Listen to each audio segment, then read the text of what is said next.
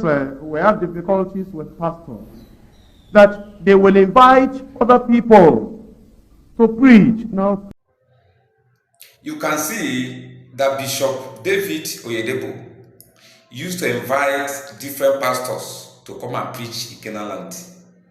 You can see Pastor Adeboye used to invite different pastors to come and preach in Redeem Camp. You can see Pastor Paul Eneche inviting different pastors to come and preach. I can go on and on.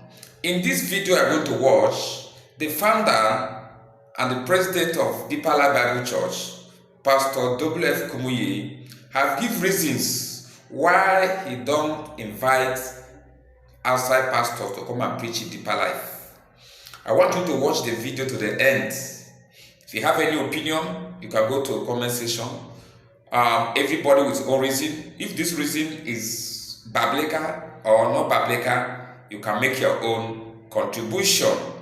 If you have not subscribed to this channel, please do so and share it with others. Be blessed. You know, sometimes we have difficulties with pastors, that they will invite other people to preach. Now, please, all these people that I'm talking about, they may even be better than I am. I don't know. In the sight of God, they may be greater, more acceptable to God than I am. I don't know. All these big names we have in Nigeria, maybe they are closer to God than I am. I don't know. From Peter, chapter 2, and we're looking at verses 1 to 3. But there were false prophets also among the people, even as there shall be false teachers among you, who privately shall bring in damnable heresies,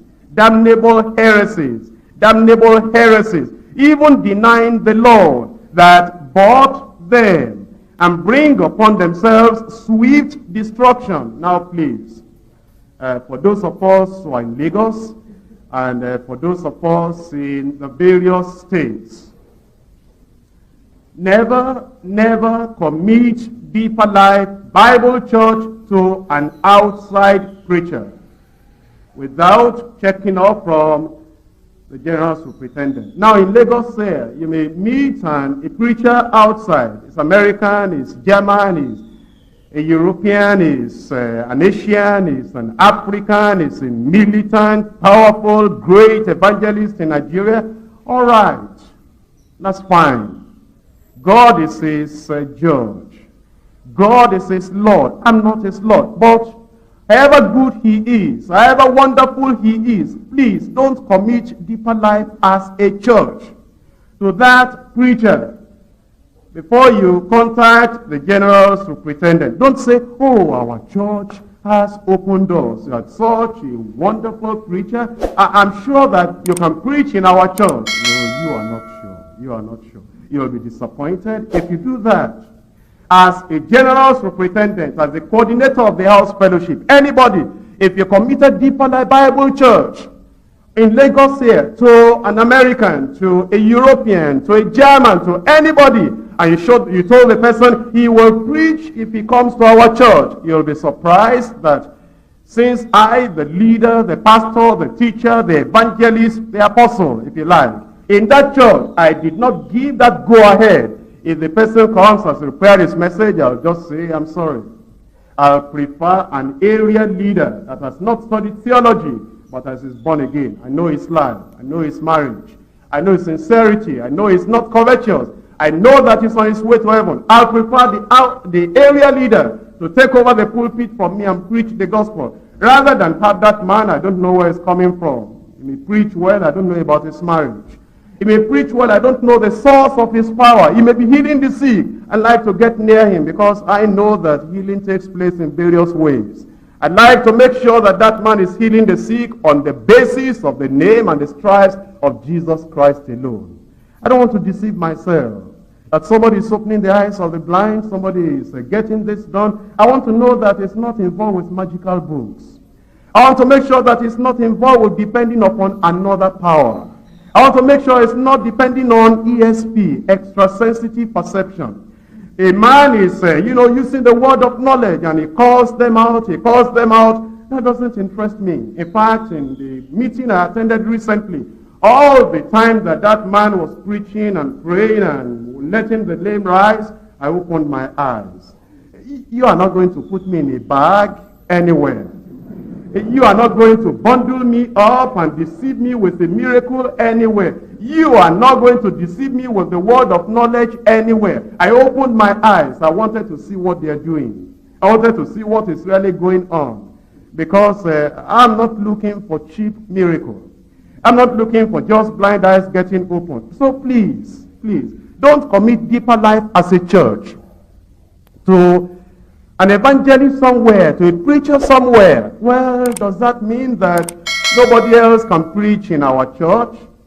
Well, I'm not saying that.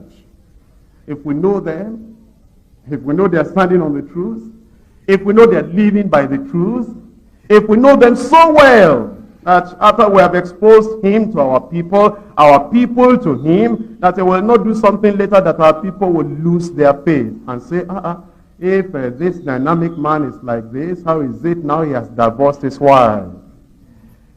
That's why we're very, very careful. We're not looking for cheap popularity. We're not looking for any other thing except just the will of the Lord and the will of the Lord alone. Now, you as pastors, sometimes we have difficulties with pastors, that they will invite other people to preach. Now, please, all these people that I'm talking about, they may even be better than I am.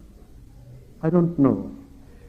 In the sight of God, they may be greater, more acceptable to God than I am. I don't know. All these big names we have in Nigeria, maybe they are closer to God than I am. I don't know. But I will only act on what I know. If I don't know that man, if I don't know his moral life, if I don't know his spiritual life, if I don't know his marital life, if all I know is his ability to talk, if all I know is just the outward advertised type of personality, that's not enough for me to bring into my congregation to come and preach. He can come and listen. He can come and worship. He can come and stay in the fellowship. But before I can bring that man to preach, I will need to know more than his ability to speak. It's not grammar. It's not his theology. It's his life. And I like other people also to use the same yardstick to judge me. I don't like people that will just call me and say, come and preach to our church if they don't know me. I'm not telling them to do something for me which I'm not willing to do for them. I'm not willing to bring anybody to my own congregation and speak if I don't know him. And I do not expect any other person to bring me to his congregation. If they do it, that's their problem. But I don't expect them to do it and then bring me over to their congregation when they don't know my life. They don't know whether the woman I'm bringing that is traveling along with me, they don't know whether she is my wife or not. They won't even check her. It's not their problem to them. If you come with a woman now and then another meeting you go with another woman again, they won't even check her. I don't like congregations like that. I will just open the doors of their congregation to a preacher without knowing the life of the preacher. And then that means then too that you as preachers of the gospel, if people are inviting you to come and do this and to come and do that, you should understand, why are they inviting you? Is it because you are just one of the prophets, false prophets they are running after? It says in the last days, they shall bring in damnable heresies. Damnable heresies. Now, if you bring in somebody, and then the person you are bringing in has damnable heresy. For example, somebody who gave me a particular Bible. And this Bible that he gave me, he printed it, overseas. And as he said, oh, this Bible is wonderful, this Bible is wonderful. Look at the references, look at this, and I printed it, I did this. And he was talking to me as if, he was the person that did all the references, all the concordance and everything, and the index and the study materials inside the Bible. I looked at the Bible, I said that this is Oxford edition of the King James Version. This is, what the Oxford people have put together. Oh yes, they say, nobody actually does it on its own. You just get permission from these people. I said, that's what I'm saying. So he told me a lie. But I'm not an illiterate. I've studied the Bible, I've studied a lot, I've read a lot. And when I pick up a Bible and I just open the inside, I know whether it's coming from Collins or it's coming from the Tyndale, it's coming from this, it's coming from that. Just opening and reading. And then he said, oh yes, we'll print it.